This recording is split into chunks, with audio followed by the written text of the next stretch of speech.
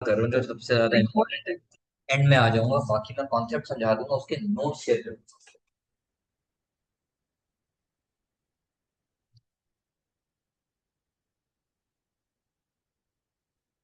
हमने national income किया था उससे, बहुत सारे न्यूमेरिकल्स किए थे।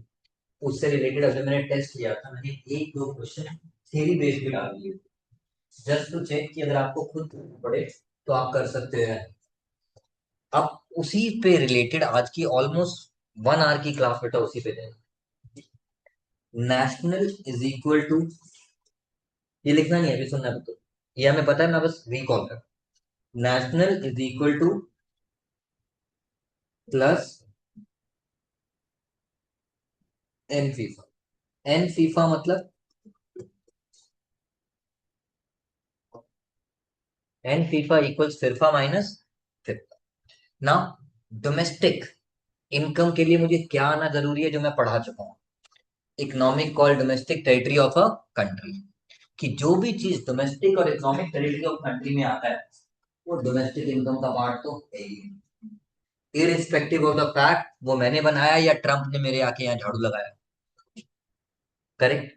देन जब हम नेशनल इनकम के लिए बात कर रहे थे, तो हमने एक तो मैथमेटिकली किया कि डोमेस्टिक में हम क्या ऐड कर देंगे, फिरफा, और क्या माइनस कर देंगे, फिफ्ता। कहने का मतलब कि अगर कोई ट्रांजेक्शन ऐसी है जो फिरफा बन जाती है, वो नेशनल इनकम का पार्ट होगी, और जो फिफ्ता बन जाती है, वो नेशनल इनकम का पार्ट नहीं। मोटा मोटा ये बात क्लियर। डोमेस्टिक में क्या क्या आएगा, आई रिपीट, जो domestic called economic territory of the country का पार्ट है। Last but not the least, फिर हमने कहा था important observation about resident and non resident. Resident जो भी बनाएगा, कहीं पे भी बनाएगा, वो किसकी इनकम का पार्ट है, नेशनल इनकम। और नॉन रेजिडेंट जो भी बनाएगा, अगर विद इन इंडिया बनाएगा तो डोमेस्टिक इनकम का पार्ट तो है, बट नेशनल इनकम का पार्ट नहीं है। मोटा मोटा यही सीखा था। इस छोटी सी बात को ध्यान में रखते हुए आज हम कुछ क्वेश्चंस करेंगे मित्र, और थोड़ा डिफरेंट वे में करेंगे। मतलब जनरली पेपर में ना आपको शौर्य एक ही चीज पूछी जाएगी मित्र, क्या पूछी जाएगी, बताओ whether this transaction is a part of domestic income और नॉट। या फिर लक्षित आपको पूछा जाएगा whether this income is a part of national income और नॉट। दोनों एक साथ तो आएंगे नहीं, बट हम अभी प्रैक्टिस करते वक्त दोनों के एक साथ कर लेंगे, ताकि हमारे को विजन क्लियर हो जाए कि किस टाइप की ट्रांजेक्शन दोनों में आती है, किस टाइप की ट्रांजेक्शन सिर्फ एक में आती है। तो लिखते हैं बच्चों, इस तरह से चार्ट बनाएंगे।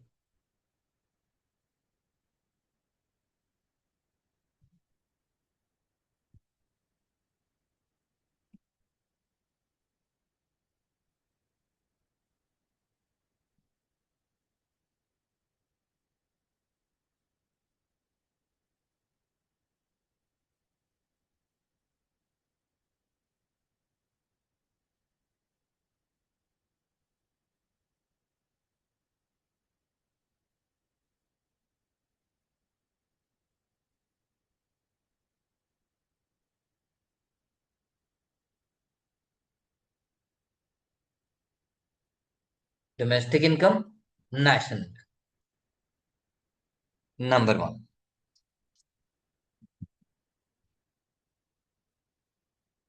पहला पॉइंट मैं बताऊंगा, पहले एक दो पॉइंट मैं बताता हूँ, तो उसके बाद फिर हम गेम खेलना शुरू। Construction of a new house, construction of a new house. Answer सोचने के यहाँ पे सर्वांगी बड़े सारे तरीके हैं, और मैं उनमें से क्या तरीका लगाता हूँ, सबसे पहले अपना न्यूमेरिकल वाला, क्योंकि हमने न्यूमेरिकल दबा के किया। और अगर हमें ट्रांजेक्शन पढ़ के पता लग जाए कि अगर मैं न्यूमेरिकल सॉल्व कर रहा होता, क्या ये इनकम मेथड में आता, क्या ये एक्सपेंडिचर मेथड में आता, क्या ये वैल्यू एडेड मेथड में आता, नहीं आता, तो नेशनल इनकम का पार्ट आता। आने के बाद क्या वो प्लस होता या माइनस होता, आने के बाद क्या वो प्लस होता या, अगर प्लस होता तो नेशनल इनकम का पार्ट, और क्या कहते हैं डोमेस्टिक इनकम का भी पार्ट है। कब तक नहीं है, जब तक वो फिरफा रहेगा। द मोमेंट फिफ्ता बन जाएगा तब नहीं होगा, बट डोमेस्टिक में तो रहेगा ही रहेगा। और ये सब जब फ्लॉप हो जाता है, तो मैं सोचना शुरू करता हूँ दूसरी चीज जो हमने थ्योरी में भी लिखी थी, factor income. Factor income national income में काउंट होता है तो डोमेस्टिक में भी होगा, बट ट्रांसफर इनकम काउंट नहीं। ये भी फ्लॉप हो जाता है तो मैं वापस फॉल बैक करता हूँ domestic called economic territory of a country की डेफिनेशन पे।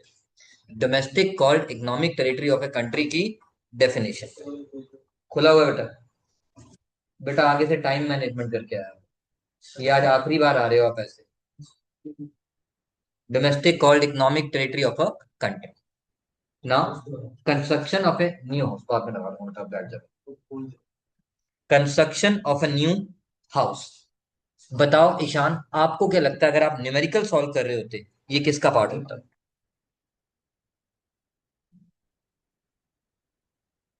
मैं आपको हिंट दूंगा बच्चों, देखो मान लो आप न्यूमेरिकल कर रहे होते, पेपर में लिखा आता construction of a new house 1000, find national income, तो आपको क्या लगता है आप इसको यूज करते या नहीं करते? करते तो कैसे करते वो पूछ रहा हूँ बेटा मैं आपसे। मैं बताऊं? एक्सपेंडिचर मेथड में कहाँ पे आएगा? Sir absolutely right, it's gross domestic. और इसका एक ही न्यूमेरिकल किया था जिसमें हमने डिफरेंट टाइप की इन्वेस्टमेंट को ऐड किया था। तो कहना है से ये हमारा जीडीपी एट एमपी में ऐड होता है।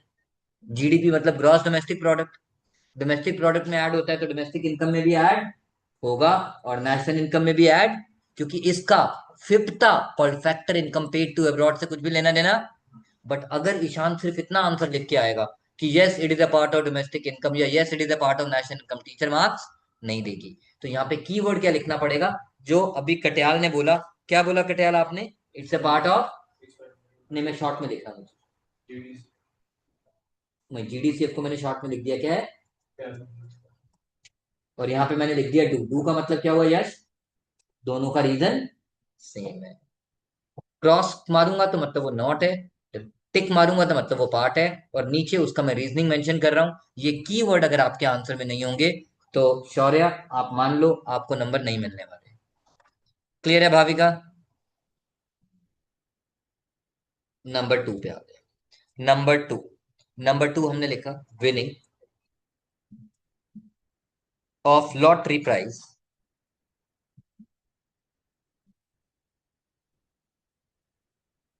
विनिंग ऑफ लॉटरी प्राइज और crossword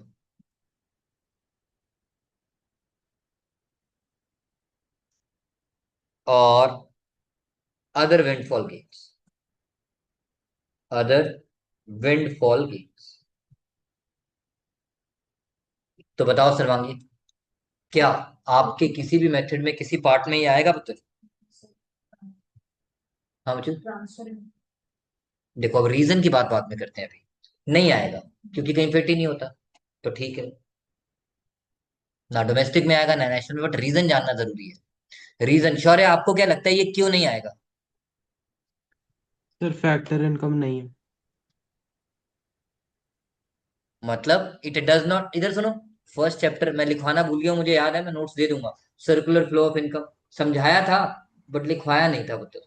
production generate income, income generate expenditure and expenditure creates production again.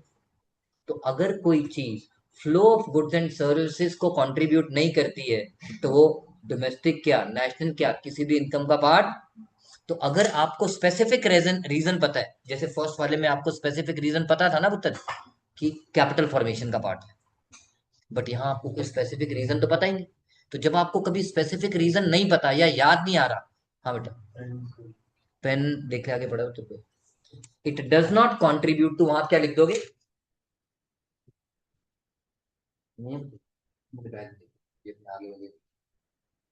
Does not contribute to flow of goods and services. Reason is same. अभी तक आपको लग रहा होगा शौर्य, सॉरी शौर्य नहीं भाविका, अभी तक आपको लग रहा होगा बेटा सर या तो दोनों में टिक या दोनों में रॉन्ग। जरूरी नहीं है, हो सकता है एक में टिक और एक में रॉन्ग हो, धीरे धीरे देखेंगे, बट अभी सीख रहे हैं। Bhavika is that clear? Yes. Okay, now मेरा नेक्स्ट क्वेश्चन भाविका से, लिखते हैं बच्चों next point. National debt interest,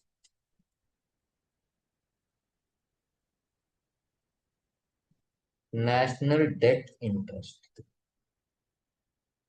debt का मतलब क्या होता है पुत्र? Debt basically the money that cannot be recovered.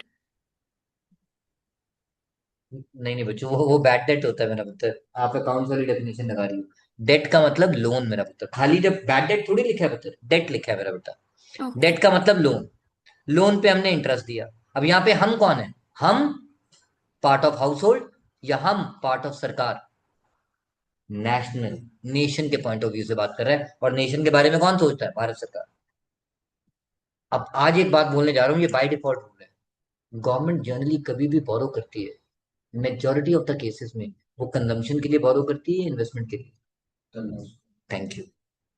और हाउस होल्ड प्रोड्यूसिंग सेक्टर बाणिया होता है, बिजनेसमैन होता है, वो जब भी बोरो करता है किस पर्पज के लिए? Investment purpose. बिजनेस जब भी बोरो करता है किसके लिए करता है? ये बाय डिफॉल्ट बता रहा हूं, अगर क्वेश्चन में नेचर नहीं बताया गया तो the government generally borrows for, and producing sector borrows for investment. Producing sector investment के लिए बोरो करता है, मतलब उसे वो प्रोडक्शन में लगाता है, पैसा जनरेट करता है, इंटरेस्ट देता है और पैसा कमाता है। और गवर्नमेंट सेक्टर उसे कंजम्पशन, लोगों की वेलफेयर नीड्स के लिए यूज कर देती है। करेक्ट, मैंने कॉन्सेप्ट बता दिया। अब मेरा भाविका से सवाल है, क्या ये नेशनल इनकम या डोमेस्टिक इनकम का पार्ट होगा पुत्र? Yes, sir. Aarna Gupta. National income का तो पार्ट नहीं होता है। और डोमेस्टिक का डोमेस्टिक भी नहीं होता, इससे का पहले भी आप नहीं गलत होता आंसर। है। क्योंकि मैंने क्या बताया बच्चों, हाँ हाँ, गवर्नमेंट बोरोज समझ फॉर। आ गया। समझो मेरा पुत्र मेरी बात, गवर्नमेंट बोरोज फॉर। मैं कंजम्पशन लिखा, यही पर्पस रीजन भी लिखना है। क्वेश्चन कंजम्पशन साइलेंट है तो purposes. Government borrows for and producing sector borrows for. But यहाँ पे किसकी बात हो रही है? National, nation, government. The government borrows for, उसने तो उसको इन्वेस्टमेंट और प्रोडक्शन में यूज ही नहीं किया, तो उसकी वजह से कोई इनकम तो जनरेट। और सर इसका ये मतलब काइंड ऑफ एक मिनट रुक जा पुत्र। इसका मतलब ये नेशनल इनकम का पार्ट नहीं है। इसको ट्रांसफर इनकम नहीं कह सकते बेटा, बेटा आप। वही कह ट्रांसफर रही इनकम तो होता है कि अर्न करने के बाद किसी को देना, या आप पैसे थोड़ी दे रहे हो, गुड्स खरीद के लोगों में फ्री डिस्ट्रीब्यूशन ऑफ राशन कर रहे हो, या पब्लिक रोड्स के हूँ। मेंटेन के लिए कर रहे हो, तो वो आपका कंजम्पशन हो गया ना मेरा बेटा। नहीं, मैं सोची थी अगर हम किसी ऐसे लोन ले रहे हैं तो वो ट्रांसफर इनकम हो गया। बच्चों लोन तो डेट क्रिएट करता है, लायबिलिटी। लोन कब से ट्रांसफर इनकम हो गया? अच्छा, ओ, ओके ओके। आप तो अकाउंट्स की स्टूडेंट हो। हाँ, sorry. Okay, so can I write no? Why? Because government borrows for, government ऐसे लिखना बच्चों, जनरली। क्योंकि क्वेश्चन साइलेंट है तो हम मान के चल रहे हैं the government has generally borrowed for consumption purpose.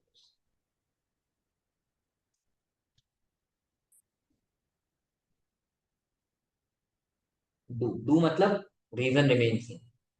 Sure है? Is that clear? Yes sir. Okay.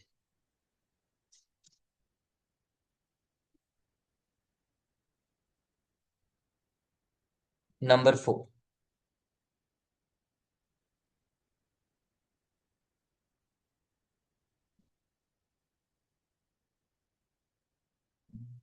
लक्षित की बात।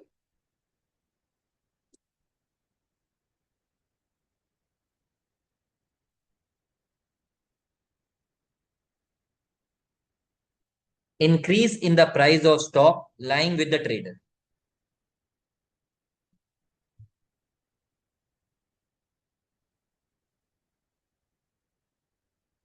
क्या ये डोमेस्टिक नेशनल इनकम का पार्ट होगा?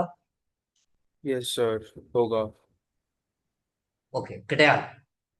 सर सिर्फ डोमेस्टिक का होगा। Yes Katiyal. Shaurya. Yes sir. चलो मेरी बात सुनो बेटा, अब मैं एक एग्जांपल लेता हूं जिसको आप लोग याद रखना बेटा। नहीं होगा। मैंने एक प्रॉपर्टी कंस्ट्रक्ट की, उस पे 50 लाख रुपए लगा दिया। That construction becomes investment, national income में आ गई। अब उस प्रॉपर्टी की वैल्यू 50 लाख से 1 करोड़ हो गई। That is increase in the price. Production activity कौन सी? फ्लो, सुनो तो सही, बार बार मेरी बात सुनो। Flow of goods and services कहाँ हुआ? Flow of goods and services कहाँ हुआ? जब तक, मैंने क्या कहा था, जब फंस जाओगे तो क्या सोचो? Circular flow of income. जब तक आपकी transaction flow of goods and services को इंपैक्ट नहीं करेगी, वो आपके किसी भी इनकम को इंपैक्ट नहीं कर सकती। आपका प्राइस बढ़ गया बेटा, प्राइस बढ़ने से प्रोडक्शन कहाँ हुई? स्टॉक तो जो पहले प्रोड्यूस हुआ था वो बचा हुआ है, और जब प्रोड्यूस हुआ था उसकी फैक्टर पेमेंट मेरी नेशनल इनकम में काउंट हो चुकी है। अब उसकी वैल्यू बढ़े जा रही है। वैल्यू बढ़ने से कौन सी new producing activity take care हुई? नहीं, just that the value is increasing increasing increasing. It's like मैंने आपको इस साल पढ़ाया, मैंने 10 लाख कमाया, अब वो 10 लाख बैंक में रख दिया, एफडी का 10 का 11, 11 का 12, 11 का 13, 11 का 14 होता जा रहा है। मैंने कोई न्यू सर्विसेज जनरेट की? तो जब मैंने 10 कमाया था वो तो मेरी इनकम में काउंट हो गया।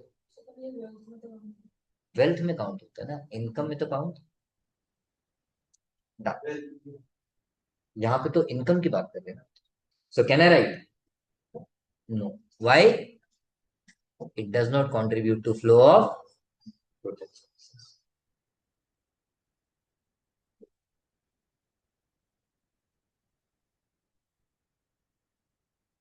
Is that clear Shaurya? Yes sir. Mummy को नंबर बता दिए थे? हाँ सर, मम्मा ने मुझे क्यों नहीं मैसेज किया? आज करवा दूंगा सर।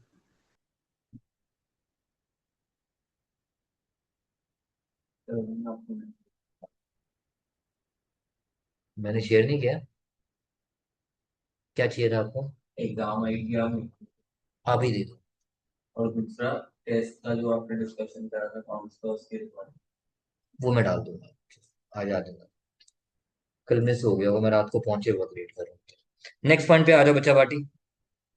इस पॉइंट को स्टार बनाना। ये पॉइंट 1 नंबर और 3 नंबर दोनों में आता है बच्चों।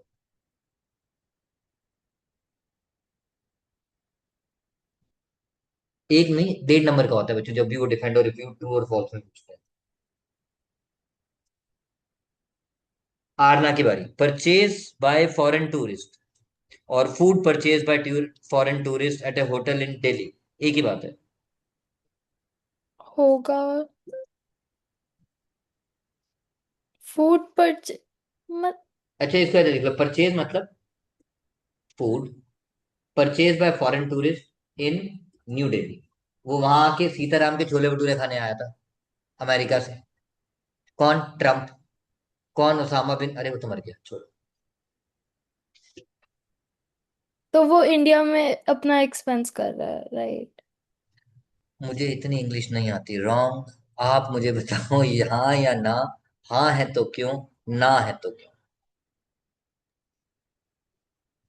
नहीं होगा। यश। नहीं, होगा। भाविका। नहीं होगा। शौर्य। सर होगा क्योंकि ये एक्सपोर्ट जैसा है। आपको मेरा एग्जाम्पल याद है क्लास का, जब मैं नेशनल इनकम के न्यूमेरिकल करा रहा था, मैंने एक्सपोर्ट के वक्त समझाया था। वो हाँ इंडिया सर। में आया, उसने ब्रेड पकौड़ा खाया, ट्रम्प, और मैंने कहा वो किसका पार्ट है? एक्सपोर्ट का पार्ट है। और मैंने कहा था ये 3 नंबर के लिए भी क्वेश्चन आ सकता है, 1 नंबर के लिए भी आ सकता है। एक तो इस फॉर्म में आ गया, is it a part of domestic income और नेशनल इनकम और नॉट। और एक कई बार वो क्या पूछेगा, why export is taken into account while calculating domestic income. या ऐसे पूछेगा 3 नंबर के लिए, is export taken into account while calculating domestic income और नेशनल इनकम। या पूछ लेगा, export is taken into account while calculating एनफीफा, net factor income from abroad and hence national income. तो भैया ये एनफीफा का पार्ट नहीं है। क्यों नहीं है? क्योंकि वो इंडिया में आया। इंडिया में आया, इंडिया में आके आप कहते हो उसने डॉलर खर्चे। बेटा आप सोचो, अगर मैं यहां से गुड्स बेचता तब भी तो वो पेमेंट डॉलर में ही कर रहा है। तो इसमें फैक्टर इनकम फ्रॉम अब्रॉड कहां से हुई? फैक्टर इनकम फ्रॉम अब्रॉड का मतलब क्या? आपने वहां जाके कुछ काम किया, प्रोड्यूस किया, चाहे गुड्स चाहे सर्विसेज। ये तो इंडिया में ही ब्रेड पकौड़ा बनाया है, यहीं पे प्रोडक्शन किए, प्रोडक्शन तो यहीं पे हुई है। तो वो तो डोमेस्टिक इनकम का पार्ट है। नेशन का इसलिए क्योंकि वो फैक्टर इनकम टू अब्रॉड नहीं है। क्योंकि वो फैक्टर इनकम टू अब्रॉड नहीं है। तो आज ये किस इनकम का पार्ट है? डोमेस्टिक का भी है। और क्यों? क्योंकि this transaction results in export, and export is taken into, export add होता है नेट एक्सपोर्ट्स में, export is taken into account while calculating national income by expenditure. Is that clear Aarna बेटा? Yes, sir.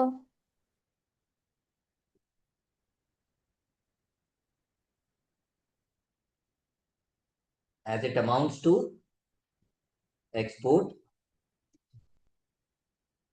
and taken into account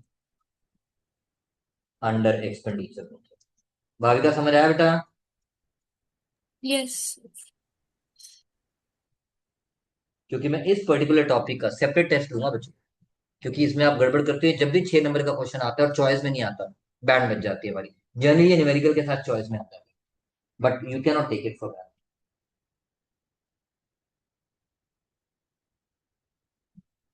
number 6,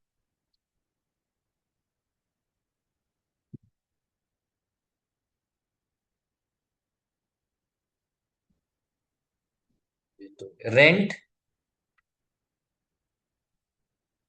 received by Indian resident, rent received by Indian resident, rent received by Indian resident on their buildings rented out to foreigners in India, on their buildings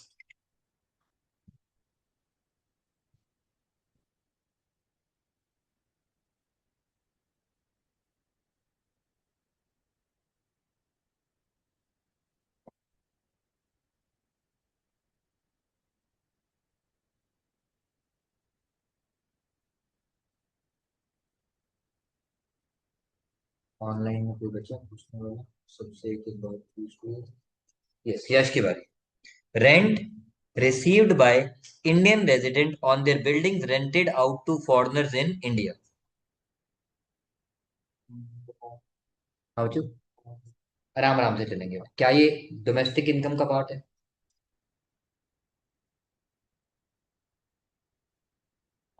क्यों? अब देखो यहाँ पे reason लिखने में थोड़ा different करना पड़ेगा।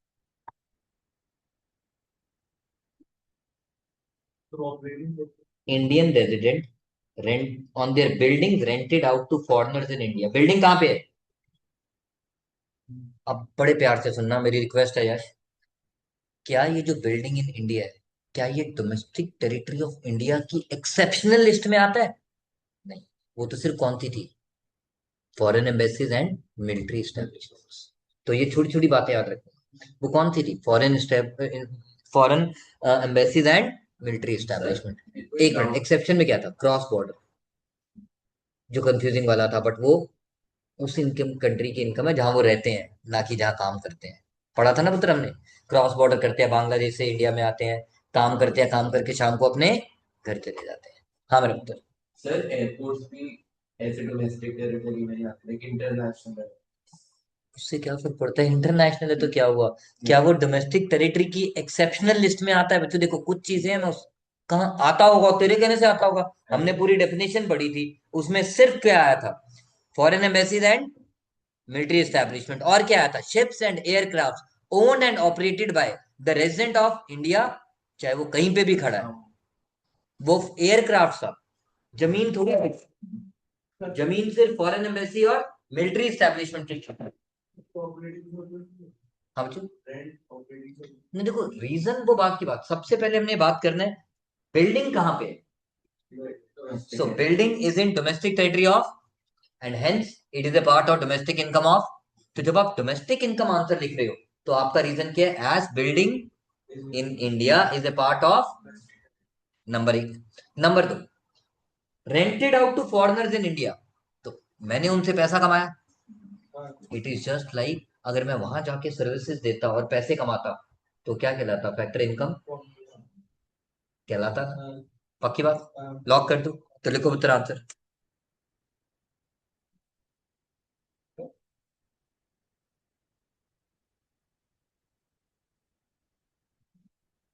मतलब टिक मार दिया यानी यस।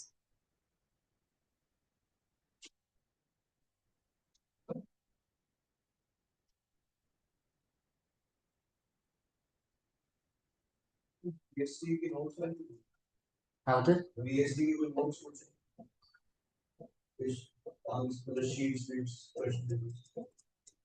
हर बार मांगता हूँ कोई देता ही नहीं है। कोशिश करता हूँ ताकि बच्चों की हेल्प कर सकूं। Part of domestic territory of, but यहाँ पे क्या लिखोगे? क्यों ना ऐसे इनके में आता है? Because it becomes factor income receive from.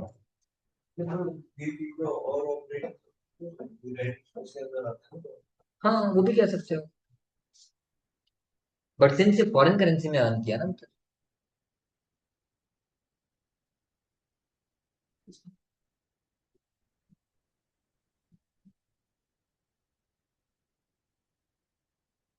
Number 7 पे आ जाओ उधर।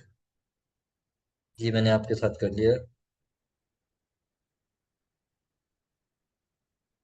Profit earned bye, profit earned bye foreign bank in India, profits earned by foreign banks in India,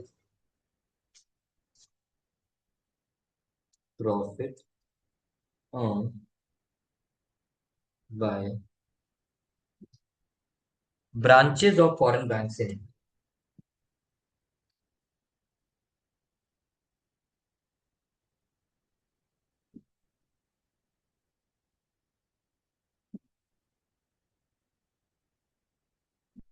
Profit earned by branches of foreign banks in India. Yes, kind of brain game.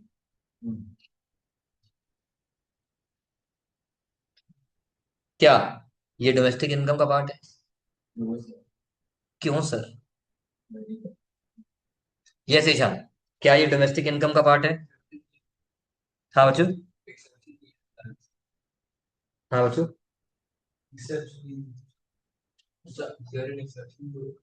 क्या domestic income का पार्ट है? क्यों है? बस बिल्कुल सही answer है।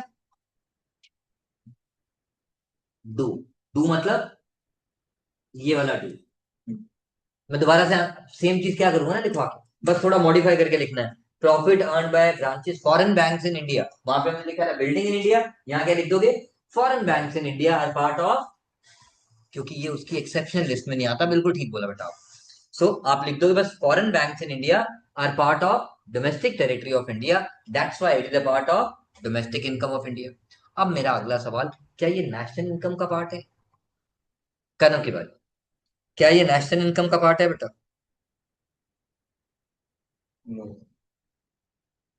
क्यों? आपने बोला नो, मैंने पूछा क्यों।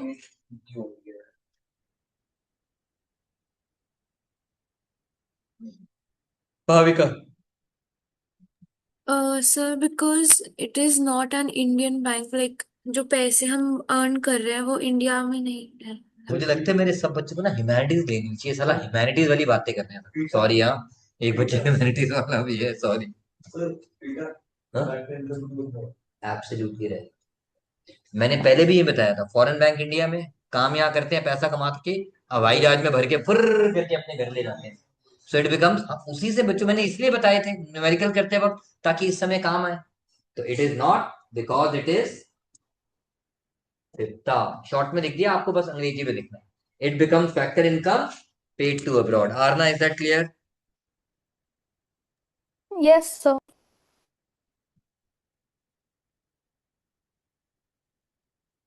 नेक्स्ट, सर्वांगी की बारी। Salary received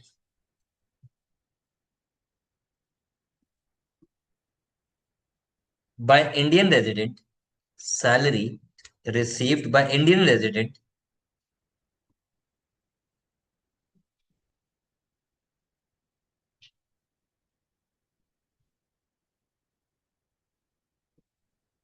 working in Russian embassy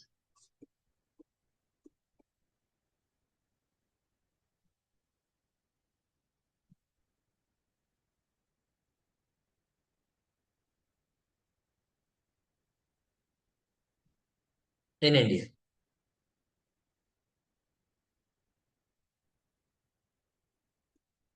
yes Sarvangi Rana. हम्म। कहती है डोमेस्टिक इनकम का पार्ट नहीं, क्योंकि Russian embassy in India is not a part of domestic trade. या कोई एक्सेप्शन में आ गया इसमें, because Russian embassy in India, मैंने शॉर्ट में लिख दिया बच्चे, था ना, REII, ताकि शॉर्ट फॉर्म यूज कर लूं, टाइम बच जाए बच्चों। Russian embassy in India not a part of domestic trade. हाँ मतलब नेशनल होगा। बारिश से काम नहीं। जब आपको ब्रेन किंग बनना होता है तब तो आप बनते हैं, तब आप सिंगल ब्लिंग बन जाते हैं। आप जो क्वेश्चन तो वो ही आता है, ठीक। बाकी सब यस सर वांगी, क्या ये नेशनल इनकम का पार्ट है? क्यों है? वो तो ठीक है बच्चों, इंडियन एजेंट तो बनाने के लिए था, मतलब याद रखने के लिए, ट्रिक मारने के लिए, बढ़िया लॉजिक रीजन लिखा। Factor income receive, because it is factor income received from.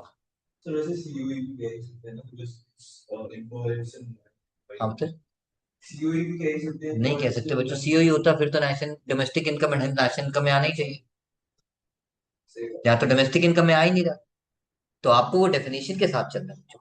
Domestic के केस में 99% of the cases formula check करो, टुगेदर विद डोमेस्टिक टेरिटरी की एक्सेप्शन लिस्ट चेक करो, बस।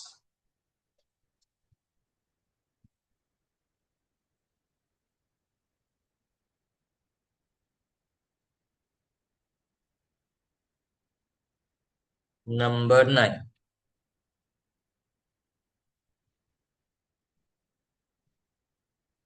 Purchase of car by house, purchase of car by house.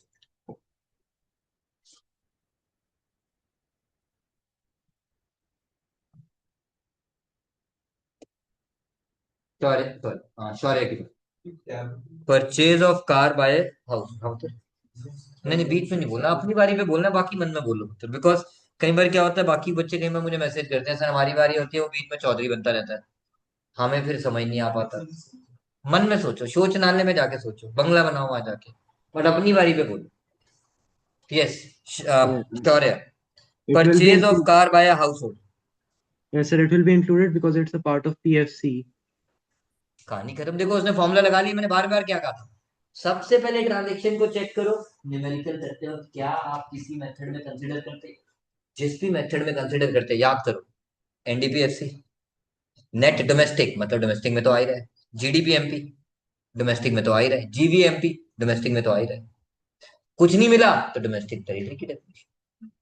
और उसके बाद national income से कब हटेगा, जब वो फिफ्ता बनेगा, अदरवाइज हटेगा ही नहीं। सिंपल सा फंडा है पुत्र, बस इतना ही डायरेक्शन में सोचना है, उसी के लिए आज की क्लास डिवोटेड है। PFC क्या वो नेशनल इनकम का पार्ट है पुत्र? Yes, sir. Reason will also remain same, same consumption private final consumption. मतलब है कंजम्पशन होता पर ये हाँ बच्चों, कार का हाउसहोल्ड कंजम्पशन। क्योंकि बच्चों they are not buying it, देखो यही गाड़ी टैक्सी ड्राइवर टैक्सी डीलर खरीदता, वो इन्वेस्टमेंट है, क्योंकि वो गाड़ी से लोगों को सर्विसेज देता है, यहाँ पे तो वो अपने लिए यूटिलाइज कर रहा है। ओके, नेक्स्ट आते हैं मित्र, नंबर 10। नंबर 10 में आ गया आरना के पास, earnings of share holder.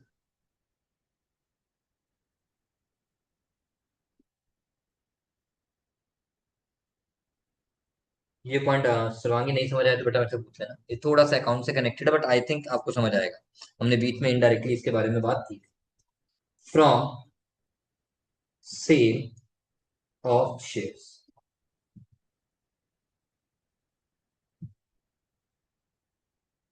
Yes मेरा बेटा। हम बाइंग और सेलिंग ऑफ शेयर्स तो इंक्लूड करते ही नहीं है किसी क्यों उसमें, नहीं करते हैं, यही हम आपसे पूछ रहे हैं।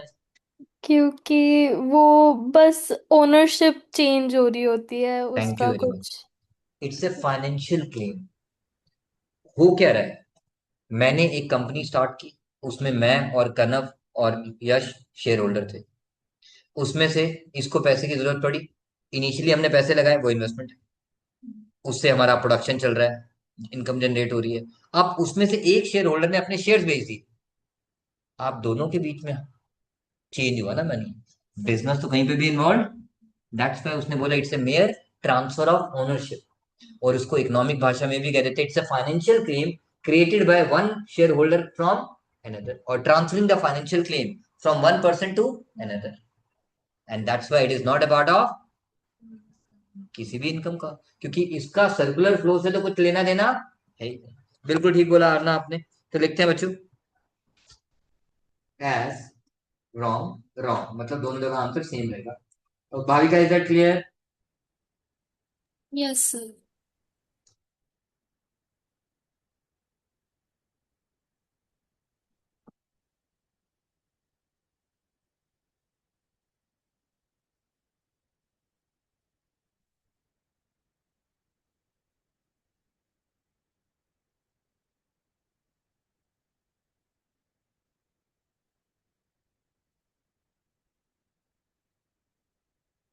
As it is a financial claim and mere transfer of ownership, and hence not contributing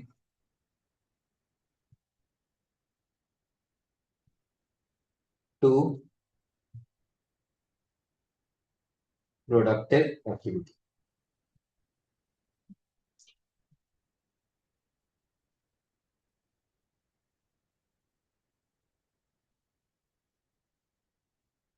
clear है भाविका? Yes sir. का मतलब क्या है जो आप साइड हाँ बता। डू का मतलब क्या है? मतलब रीजन विल रिमेन सेम, पहले वाला डोमेस्टिक इनकम था, दूसरा मतलब रीजन जब सेम है तो मैं दोबारा से नहीं लिख रहा। जैसे इसमें रीजन अलग अलग था ना पुत्र, तो मैंने लिखा, इसमें रीजन अलग अलग था तो लिख दिया। इसमें ऊपर से डू आया मतलब ऊपर नीचे वाले का रीजन सेम था, जस्ट टू सेव टाइम मेरा पुत्र। नेक्स्ट आते हैं पुत्र, भाविका की बारी। भाविका से मैंने पूछा है, किससे पूछा था अभी? लक्षित की बारी। चलो, from receipts from sale of land,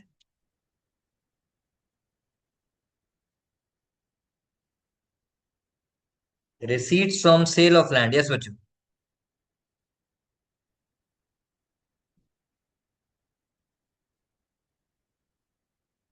Sir, it is a part of domestic income.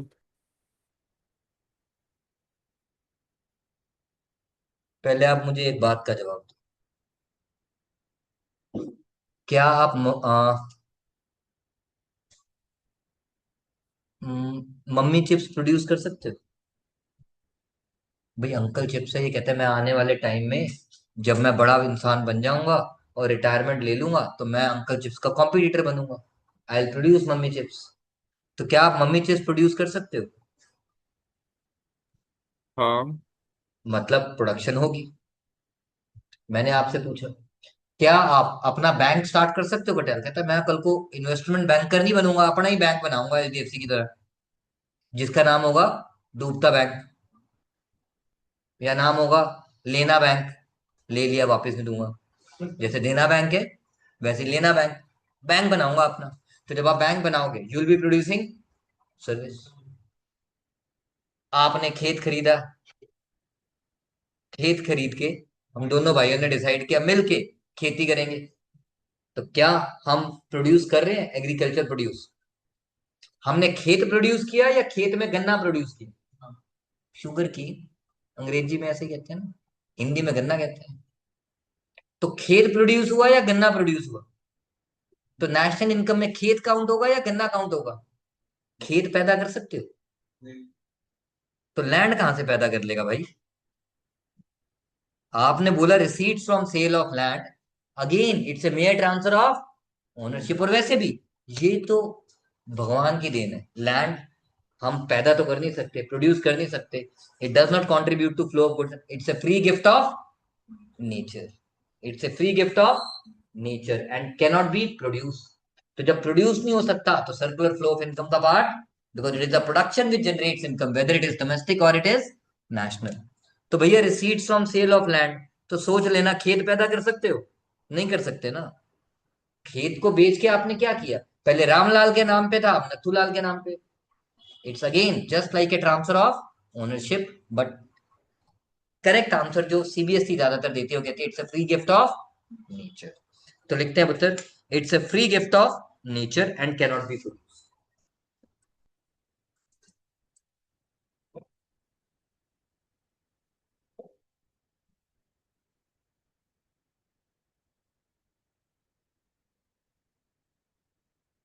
तो मैंने मिस्टर ब्रेन किंग फिर से डू लिख दिया, समझ गए ना डू के? पक्का ना? पता लगे पेपर में भी डू लिखा है। सर बता दिया आपको। हाँ मेरा पुत्र। सर मुझे पॉइंट 3 में डाउट था। पॉइंट 3 3। अरे यार इतनी देर बाद जाग रहा है, गुड मॉर्निंग। सर वो 9 से रिलेट कर रहा था मैं उसे। सर 3 में जैसे नेशनल डेट है, उसे हम गवर्नमेंट फाइनल कंजम्पशन एक्सपेंडिचर नहीं बोल सकते?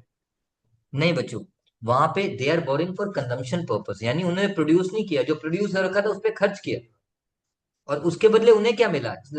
मैंने यहाँ पे लगा, मैंने पार्क के अंदर फ्री क्या कहते हैं वो राइड्स वगैरह लगा दी, या प्लांट्स वगैरह इनकॉर्पोरेट करा दिए, या वेस्ट मैनेजमेंट पे पैसा खर्च दिया, या रोड सेफ्टी पे पैसा खर्च दिया। उसकी वजह से मैंने कौन सी प्रोडक्शन की बता?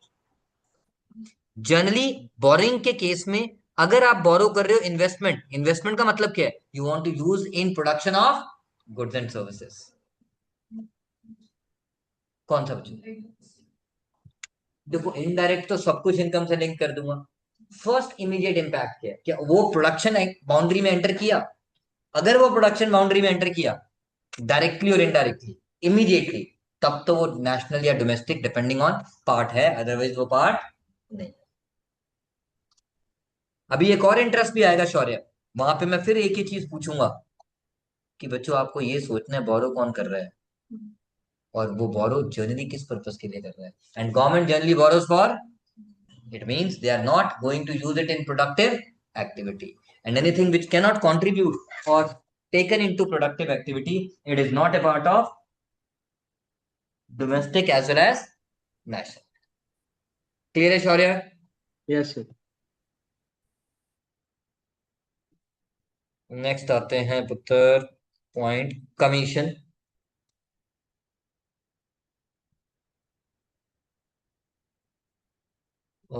ये शौर्य की बारी। Commission on sale of second hand goods.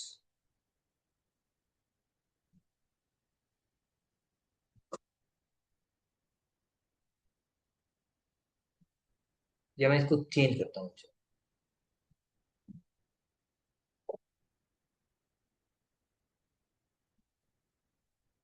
दोनों पॉइंट लिखा होता ताकि मेरे दोनों पॉइंट एक ही साथ करूँ। Commission on sale of land oblique second hand goods. Commission on sale of land oblique second hand goods. Sir नहीं होगा include.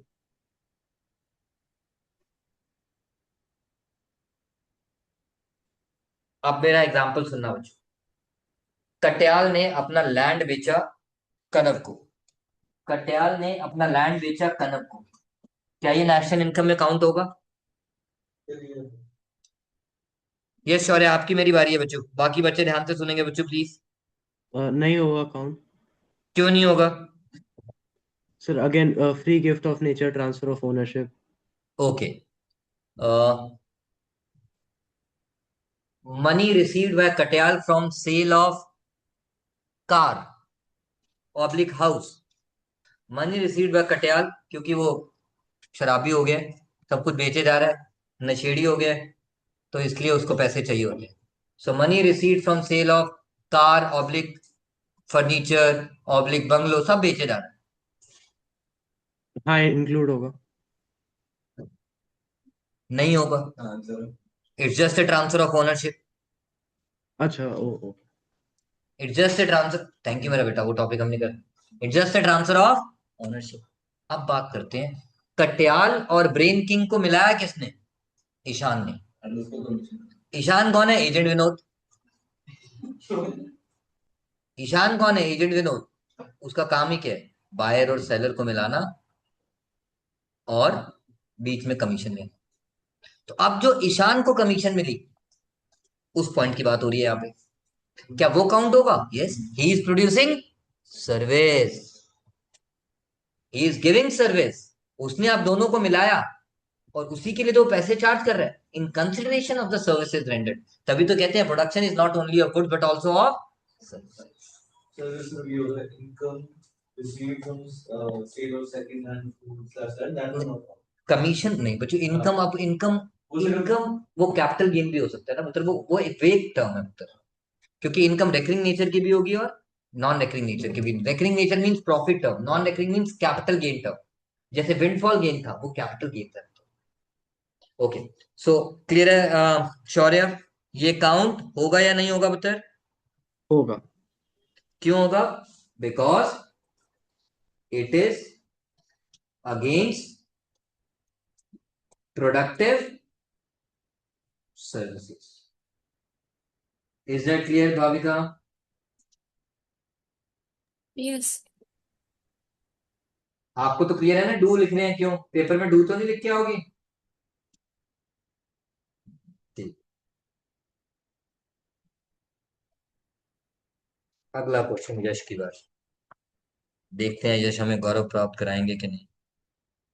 Earning of self employed doctor, earning of self employed doctor. आप doctor को अपने मन में teacher भी पढ़ सकते हो। टीचर मतलब है,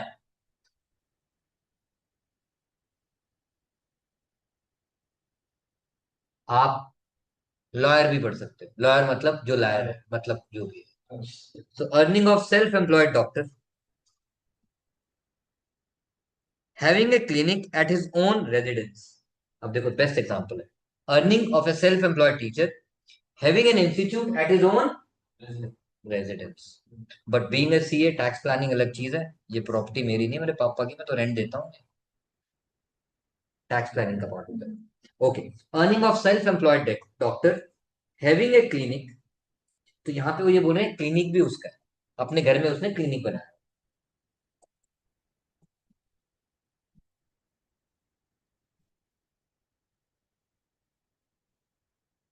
at his own residence. Yes मेरा बेटा, एक मिनट जल्दी, ये लोग मुझे चाहिए। ये तो मेरे बच्चों को है। हाँ, देख रहा हूँ बीच में से कुछ मिस तो नहीं हो रहा। ठीक है, हाँ मेरा बेटा।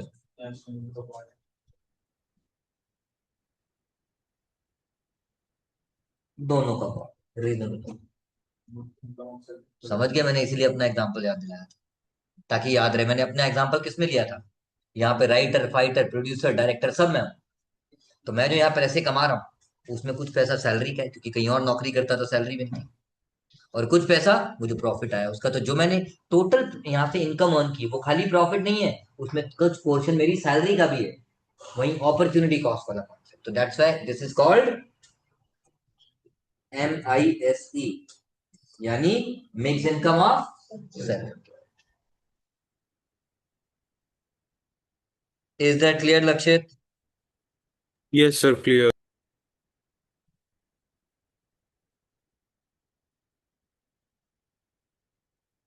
नेक्स्ट पॉइंट लक्षित की बात।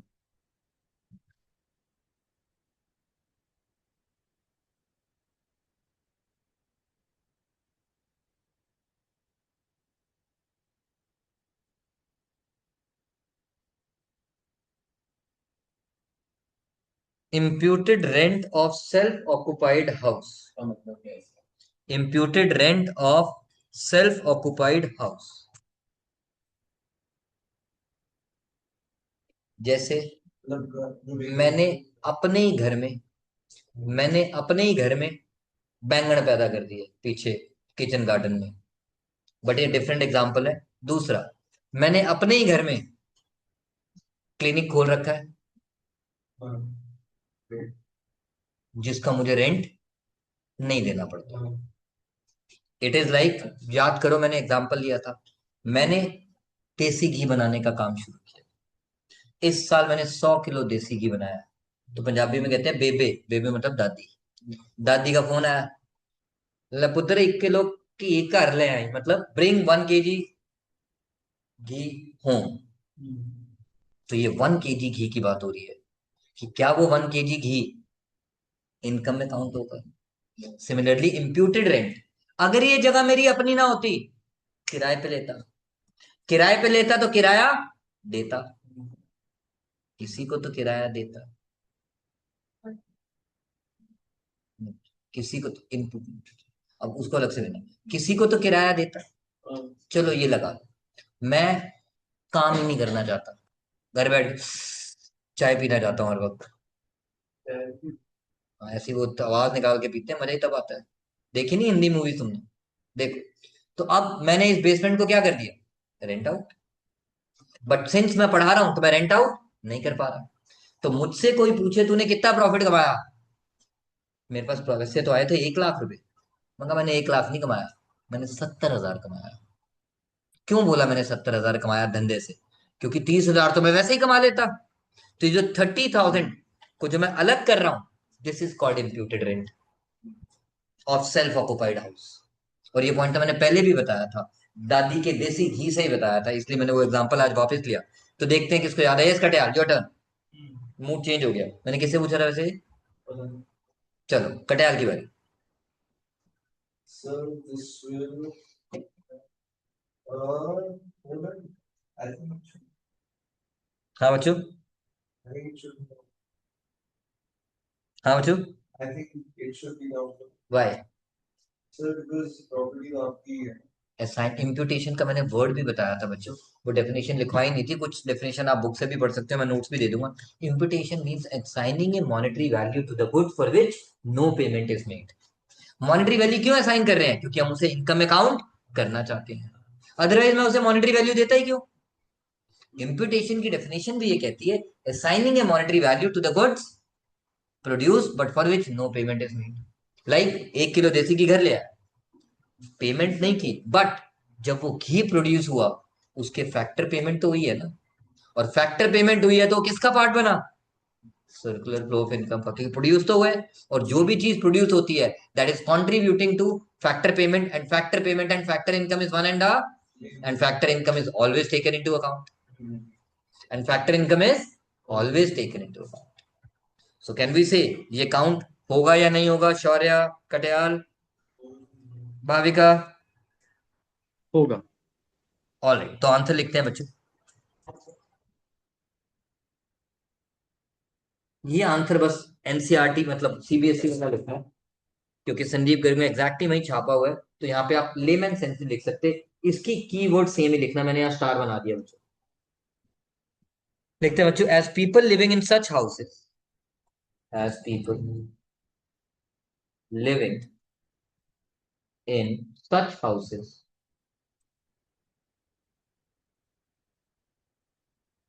enjoy housing services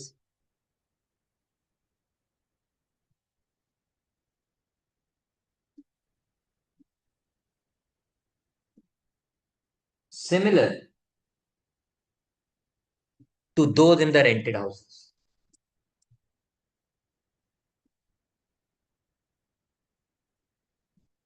meaning there by, अगर ये मेरी जगह अपनी ना होती, बड़े ध्यान से सुनना, अगर बड़े ध्यान से सुनना, अभी मैंने कहा मेरा प्रॉफिट कितना है ईशान? 1 लाख। अगर ये जगह मेरी अपनी ना होती, मैं किराए पे लेता, लेट से 30,000 किराया देता, तो मेरी इनकम कितनी आती? अरे जल्दी बोलो। 70। तो मेरी इनकम नेशनल इनकम में कितनी काउंट होती? अरे बोलो। 70। बट मैंने रेंट किसको दिया? बाबू राव, गणपत राव, आपते को। जो मेरा खर्चा उसकी क्या बन गया? काउंट हुआ ना, काउंट हुआ ना। इनकम में तो अभी भी 1 लाख आया। इसीलिए मेरी इस 1 लाख की इनकम में से अगर कोई पूछे इम्प्यूटेड रेंट 30,000 है, क्यों है? क्योंकि अगर मेरा अपना ना होता तो मैंने किराए पे लिया होता, किसी को तो किराया दिया होता, तो ये मेरा प्योर प्रॉफिट, तभी तो मिक्स इनकम बनता है पुत्र, जिसमें से 30 इसमें इम्प्यूटेशन का पार्ट आ गया, जैसे पिछले एग्जाम्पल में सैलरी एग्जाम्पल ले लिया था। So that is how we call it as imputed rent, being counted as people living in such house enjoy the similar services which are similar to those in the rented houses. Is that clear Shaurya, Bhavika, लक्षित? Yes, sir. चलो आ जाओ बेटा फटाफट से आगे.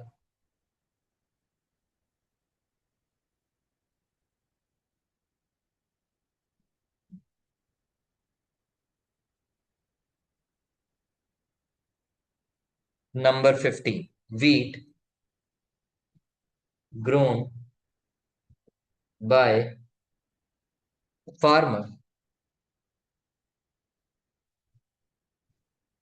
अब इसका answer मुझे सर्वांगी देगी. But use entirely for family consumption. But used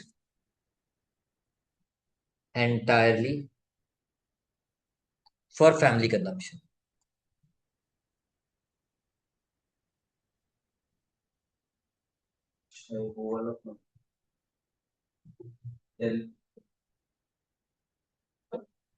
Production for self consumption.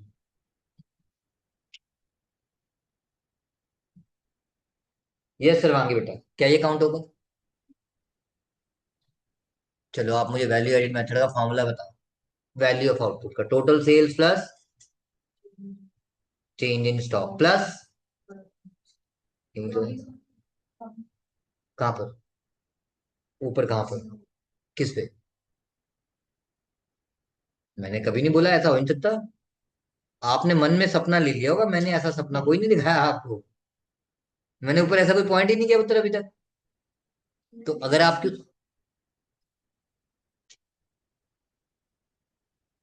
ये प्रोडक्शन फॉर सेल्फ कंजम्पशन में जैसे की वाला एग्जांपल, और आपने अपने वैल्यू एडिड मेथड में भी उसे ऐड कर रखा है. हाँ कहाँ पर? हाँ तो production for self consumption, but उसको इम्पुटेशन बोलते हैं बच्चों, उसको वैल्यू का नाम देते हैं. अब यहाँ पे तो सारा ही घर ले आए ना, यहाँ तो सारा ही घर ले आए, मतलब प्रोडक्शन फॉर सेल्फ कंजम्पशन है. बट आपने जब प्रोड्यूस किया, उसको प्रोड्यूस करने के लिए फैक्टर पेमेंट की. इसका मतलब यू आर प्रोड्यूसिंग गुड्स, जिसकी वजह से आपने फैक्टर पेमेंट की. और हमने बचपन से पढ़ा है, मतलब इस चैप्टर में जब से बचपन शुरू हुआ, factor payment and factor income is one and the same thing. Sir तो अगर ऐसा होता है meat grown by farmer but partially used for family consumption, तो वो जो पार्टली यूज है वो हमारा इम्पुटेशन की फॉर्म में आता है कि उसको मॉनेटरी वैल्यू तो असाइन करूंगा. और जब कभी समझ आ जाए कि यार वो नेशनल इनकम का पार्ट है और आपको स्पेसिफिक रीजन समझ नहीं आ रहा, पता क्या लिखाना? एज इट कंट्रीब्यूट टू, नहीं, flow of goods and services. मतलब उसके अंदर हम flow of goods and services की बात करते हैं. और अगर लगे नहीं है, रीजन ढंग वाला याद नहीं आ रहा, as it does not contribute to, क्योंकि इवेंचुअली फ्लो का पार्ट होगा तभी इनकम का पार्ट होगा, और फ्लो का पार्ट नहीं होगा तो वो इनकम का पार्ट नहीं. बच्चों क्योंकि उस पर नंबर नहीं मिलेगा. वहां पे आपका टीचर अगर 1.5 नंबर का क्वेश्चन है तो एक ही नंबर देगी, पूरा डेट नहीं देगी अगर आप स्पेसिफिक रीजन नहीं लिखोगे. तो मैं तब कह रहा हूं अगर आप फंस जाओ और आपको स्पेसिफिक रीजन याद नहीं आ रहा तो. अब इस केस में कुछ है ही नहीं, production for self consumption numerical में यूज किया, अदरवाइज तो हमने इसको अदरवाइज यूज किया ही नहीं. इसीलिए यहाँ पे मैं भी आंसर क्या लिख रहा हूँ, as it contribute to flow of goods and services, वो भी लिख सकते हो. बट ये सीबीएसई के आंसर है बच्चों, इसलिए टेक्निकली मैं वो बात कर रहा हूँ. Do. Is that clear Bhavika, लक्षित, यस Yes, sir. शौर्य, यस सर. आरना,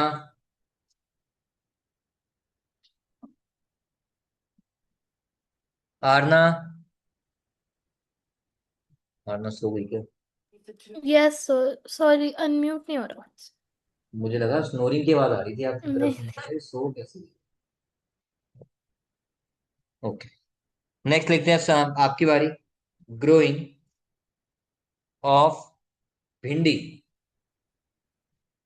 मतलब वेजिटेबल्स, इन किचन गार्डन, ताकि आपका दिल garden garden. In kitchen garden of the house. challenges for self-consumption or young baking. आपने जीडीपी एंड वेलफेयर ढंग से पढ़ा ही, और आपने वो एग्जाम्पल ही याद नहीं रखा. मैं आपको भी पढ़ाता हूँ और अपने बेटे को भी पढ़ाता हूँ. आपके केस में हिसाब होता है हर महीने का, बेटे के केस में कितने घंटे पता ही नहीं। समझ गया ना ईशान क्या कह रहा हूँ मुझसे? यही एग्जाम्पल भी लिया था, और भी बड़ा सारा एग्जाम्पल लिया था। डॉन को पकड़ना मुश्किल ही नहीं नामुमकिन है। जीडीपी एंड वेलफेयर में भी ये पॉइंट दोबारा बढ़ाया था, भूल जाते हो आप लोग। यस यश, कीर्तिमान स्थापित करे। हाँ मेरा बेटा, क्यों? जल्दी बोल, क्यों होगा? हाँ, इसकी वैल्यू काउंट करके बता। मैंने अपने बेटे को कितने घंटे पढ़ाया, उसकी वैल्यू काउंट करके बता। मेरे जैसे 50 करोड़ लोग हैं इस इंडिया में जो अपने बेटे को 2-2 घंटे पढ़ाते हैं। पता नहीं कोई 2 घंटे पढ़ाता है, कोई 3 घंटे पढ़ाता है, काउंट कर लेगा? यही एग्जाम्पल लिया था तब भी। अब हर एक के, 1 मिनट बेटा, हर एक के किचन गार्डन में कितने किलो बैंगन और कितने किलो आलू हुए पता है आपको? वो तो क्वांटिफाई कर सकते हैं, आर्स नहीं कर सकते। हो सकता है, क्या? हो सकता है। कैसे हो सकता है बताओ? अगर 100 है तो 70 रहेगा। आप एक यूनिफॉर्म बेस तो नहीं ले सकते ना, assuming 1 kg in every house.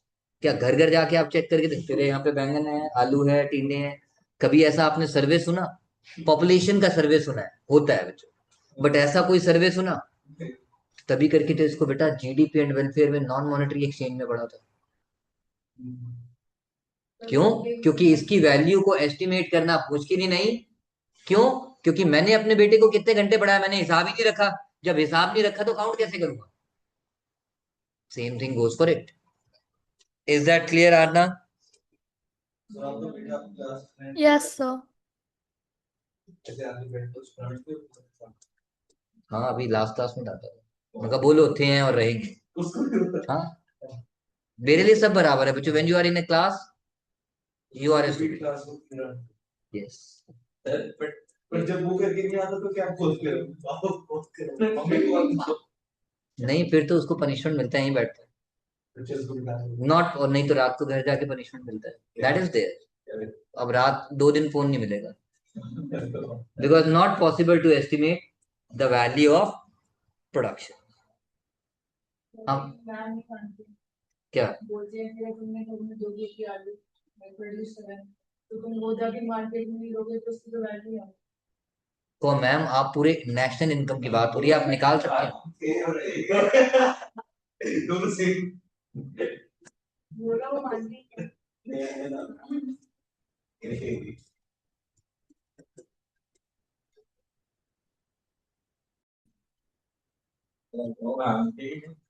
Sorry ma'am, मेरी दो बार। यस, यार नो कमेंट्स। चलो, सर पॉइंट नंबर 17 करना बताएगा। सॉरी, यस मेरा बेटा। सर फिर हम पॉइंट नंबर 15 में वीट ग्रोन बाय फार्मर को कैसे एस्टिमेट कर सकते हैं?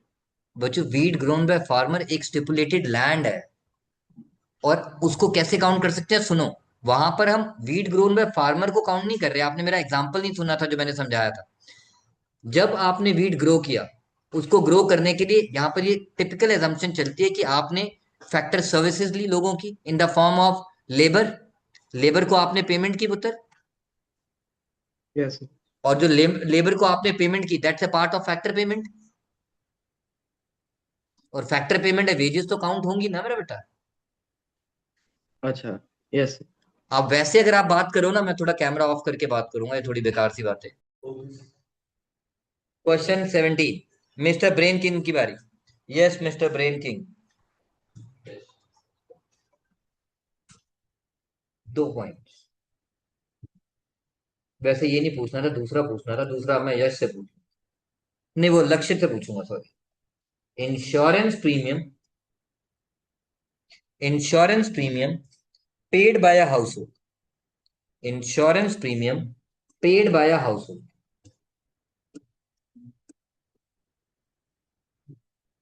Insurance premium paid by a household. मुझे पता था आज ये टॉपिक होगा।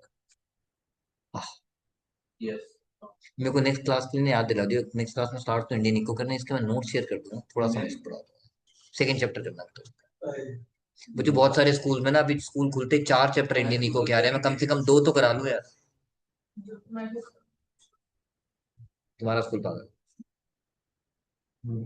रोटेशन चलनी चाहिए बच्चों, एंड में इंडियन इको कोई नहीं पढ़ेगा। Okay, insurance premium paid by house hold. मतलब आपने ये तो ठीक बोला, बट होने के बाद रीजन सही नहीं होगा तो आपको मार्क्स नहीं मिलेंगे। तो आप बताओ रीजन आपको क्या लगता है क्या होगा? मान लो ये न्यूमेरिकल में आ जाता तो आप इसका रीजन क्या देते?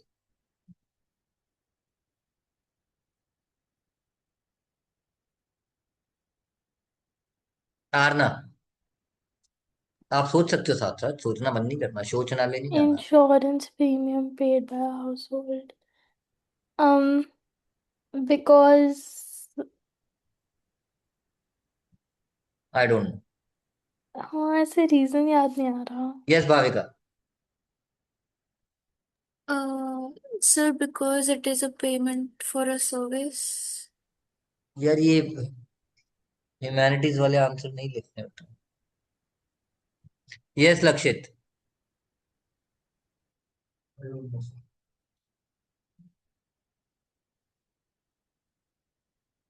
लक्षित, उसका अनम्यूट नहीं होगा। यस शौर्य।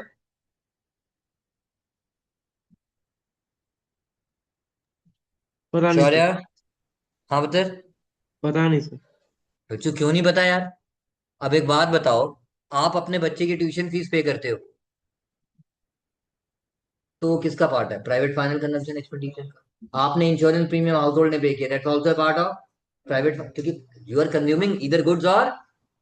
बच्चों अगर आप इसको, जब भी आप फंस रहे हो ना, आप देखो किसी न्यूमेरिकल में आ जाता है, क्या आप कहीं पे फिट करते? कहाँ फिट करते? बस वो सोचो बेटा बार बार।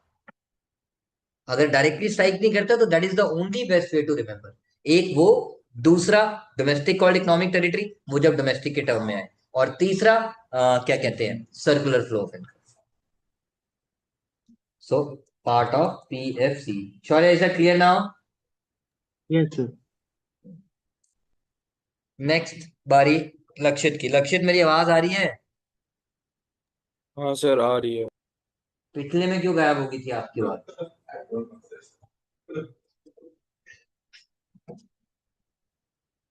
वो कम से कम ये तो बोलता है आई डोंट नो, आप तो नाटक करने बैठ जाते Sir, genuinely मेरे को हो, पता नहीं क्या कर रहे होते हो। मैं समझ गया था, थोड़ा वो हो गया। ऐसा। Mineral wealth of a nation, क्या ये नेशनल इनकम में काउंट होगा? नहीं। शौर्य, इस पे स्टार बनाना बेटा पॉइंट पे। नहीं सर, क्योंकि हाँ मेरा ऐसे। बेटा। नहीं सर, नहीं। नहीं। Okay Ishan. Mineral wealth. Mineral wealth क्या होती है, मैं एक पिक्चर की हेल्प से बताता हूँ। हाँ, मैं थोड़ा पिक्चर की फॉर्म में बताता हूँ, शायद आप उससे कनेक्ट कर पाओ। मतलब मुझे ये लगता है उससे याद रह जाता है, लास्ट में पहले भी जब बताया। भाग मिल्खा भाग पिक्चर देखी थी? उसमें वो ट्रेन के ऊपर चढ़ा होता है और उसका मुंह काला होता है। क्यों काला होता है? अरे नहीं भाई, कुछ भी बोलेगा, क्योंकि कोयले के ऊपर वो खेल रहा होता है और वो सब, और गाना गा रहा होता है ना, कोयला काला है, ऐसे करके गाना है। क्यों? क्योंकि वो कोल माइंस के अंदर काम करते हैं, कोल एक्सट्रैक्ट करते हैं, और जो ट्रेन में जा रहा होता है उसको वो चुरा लिया करते थे। उस पिक्चर के अंदर ऐसा था। तो ये जो कोल माइंस है वो mineral wealth of a nation. ये जो कोल माइंस है वो mineral wealth of a nation. अब मेरा सवाल, मैंने आपको एक पिक्चर की फॉर्म में एग्जैक्टली कनेक्ट करके बताया। आप सारे सब्जेक्ट के एग्जांपल भाग में कमान भाग पे करते हो। सारे कहाँ दिए अब बेटा? मैं कौन सी रियल मैथ से भाग पे से कोई एग्जांपल दिया था आपने? अब हो गया कनेक्ट तो मैं क्या करूं बेटा? अब हो गया होगा, बताओ। गलत कनेक्ट किया? नहीं आप बताओ, गलत कनेक्ट किया? नहीं, नहीं नहीं। बात ही कर।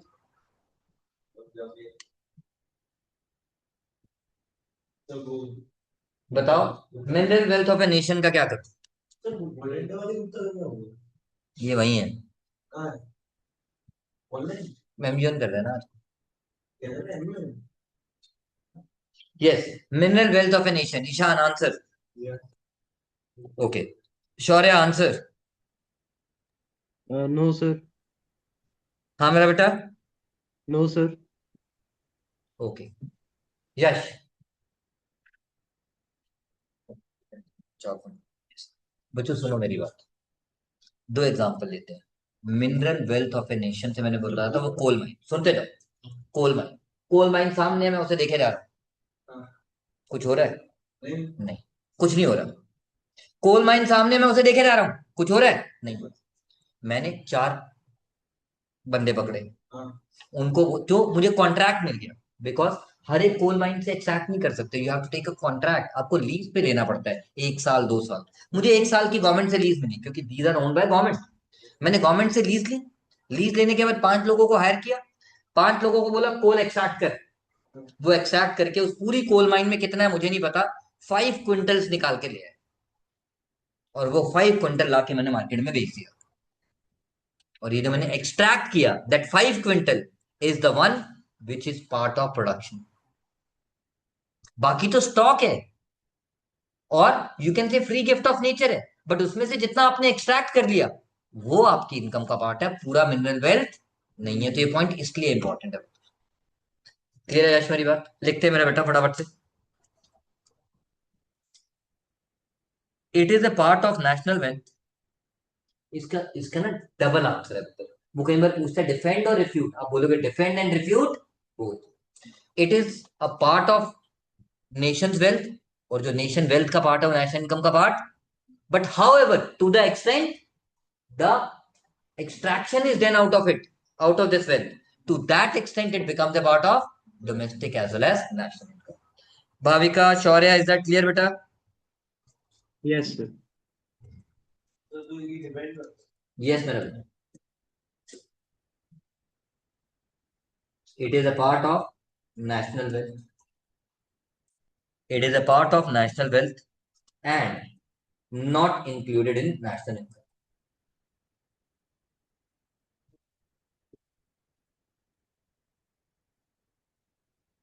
Lakshit, is that clear? Yes, sir. Arna, Yes, sir.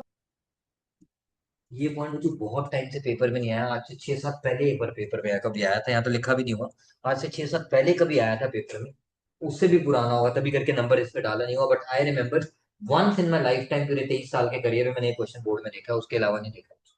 But I do it every year and I mark it sound. However that part of mineral wealth, that part of mineral wealth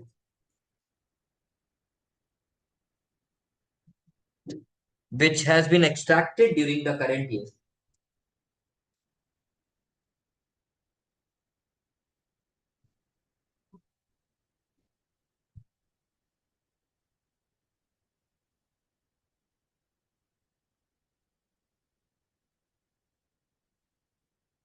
included in national income.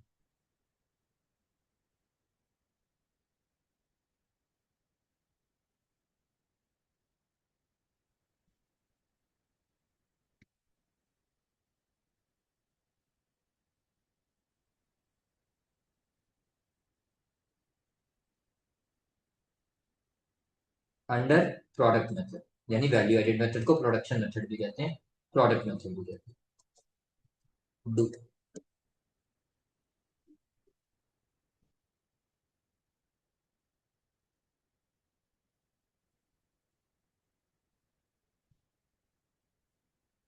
एक ये point है जो बहुत time से नहीं आया,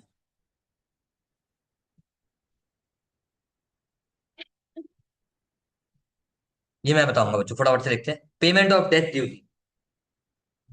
death duty आपको याद है मैंने बताया था, डायरेक्ट टैक्स। हाँ। It's a compulsory, it's a one sided unilateral transfer, तो ट्रांसफर पेमेंट तो कभी काउंट होती है। तो अब मैं ज्यादा टाइम नहीं लगा रहा बच्चों, क्योंकि मुझे कुछ इंपॉर्टेंट पॉइंट कवर करने हैं, सो दैट एटलीस्ट ये टॉपिक बच्चों पॉइंट बुक में कम से कम 70 मिल जाएंगे आपको, मैंने उसमें से 20 या 25 कवर किए हैं। But if you do these point first and उसके बाद आप कोई भी कर लो, आपको 95% तो अपने आप समझ आ जाएंगे, because I tried giving a hint. Payment of debt duty not included because transfer payment to the government. क्यों दे देते आप? अगर आप क्यों दे देते हैं? लाइक कब देते हैं? डेट ड्यूटी बच्चों एक तरह से पता है क्या है, ये जो फ्यूनरल वगैरह होते हैं वहां पे आपको एक नॉमिनल सी फीस पे करनी पड़ती है उसको, ये हाँ क्यों? अब यार मर गए इसलिए। अब तुम तो बोलोगे मर गया मिट्टी पाओ, मिट्टी तो डाल ही आए हम, फिर भी पैसे देने पड़ रहे हैं भाई। ओके,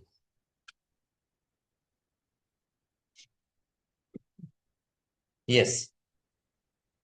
जीएसटी, जीएसटी की फुल फॉर्म पता है ना सबको? सर्वांगी बताएगी या मैं ही बता देता हूँ just to save time. Received by government, बच्चों डायरेक्ट टैक्स है इनडायरेक्ट टैक्स? इनडायरेक्ट टैक्स है। टैक्स तो चाहे डायरेक्ट हो चाहे इनडायरेक्ट हो, उसका तो प्रोडक्शन से कुछ लेना देना नहीं है। तो लिख देते हैं बच्चों, not included compulsory transfer payment, यानी डू डू डू यहां से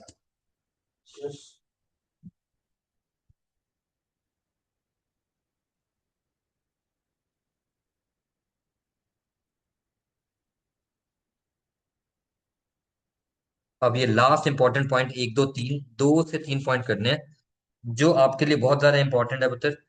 इनमें से एक पॉइंट किसी भी साल किसी भी पेपर में जब स्टेटमेंट बेस्ड क्वेश्चन आएगा, इनमें से एक पॉइंट ना आए ऐसा नहीं हो सकता। 90% प्रोबेबिलिटी है आएगा। अभी लेट है बच्चों, इस पर बाद में बात करते हैं, बेटा आ गया जो। हाँ, 10th का रिजल्ट तो आ लिया। Payment of interest bye a government form, payment of interest bye a government form. पिछली बार वो क्या था? गवर्नमेंट था, ये गवर्नमेंट फर्म है तो इसलिए आराम से चलना। Payment of interest by government firm oblique firm oblique firm to bank. Yes. Shaurya क्या ये काउंट होगा? Quick answer. Yes sir. Because firms borrow for productive, and government, जब नेशनल डेट इंटरेस्ट की बात हो रही थी तो गवर्नमेंट बोरोज फॉर, वो गवर्नमेंट था या गवर्नमेंट फर्म है? फर्म तो चाहे गवर्नमेंट हो चाहे प्राइवेट हो, they always borrow for. Thank you. तो लिख देते हैं बच्चों, yes because borrowed for productive purpose. Yes because borrowed for productive purpose.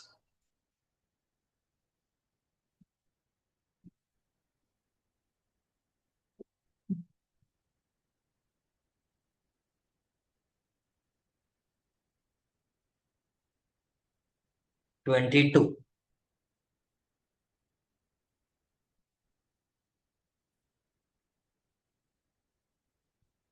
Interest received on debentures, interest received on debentures.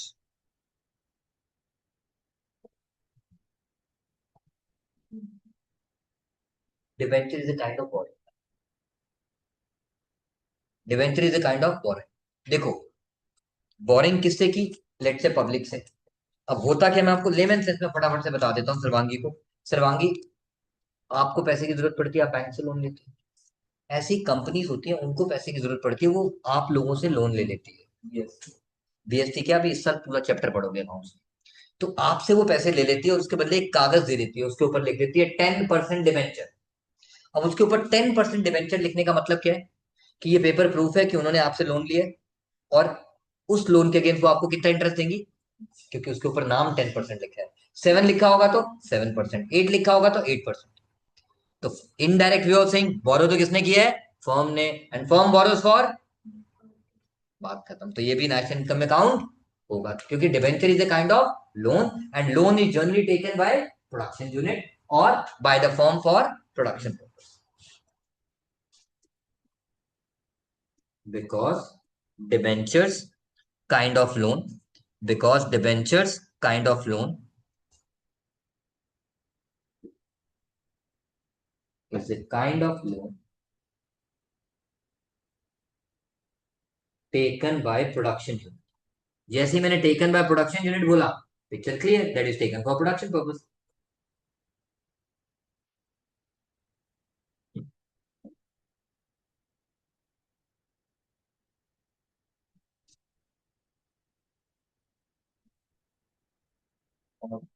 एक लास्ट पॉइंट है, जस्ट लास्ट पॉइंट जरूरी है।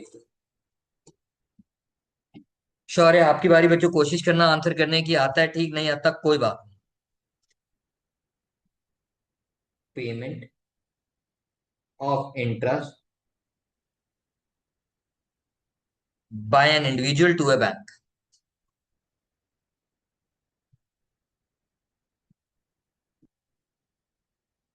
So bank, उससे फर्क नहीं पड़ता बच्चा।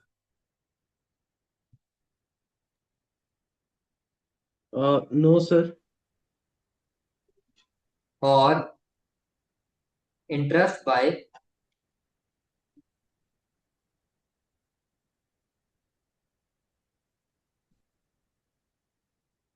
interest on loan taken by employee from employee। Yes मेरा बेटा, दोनों का आंसर सेम ही होगा, यस या नो? नो।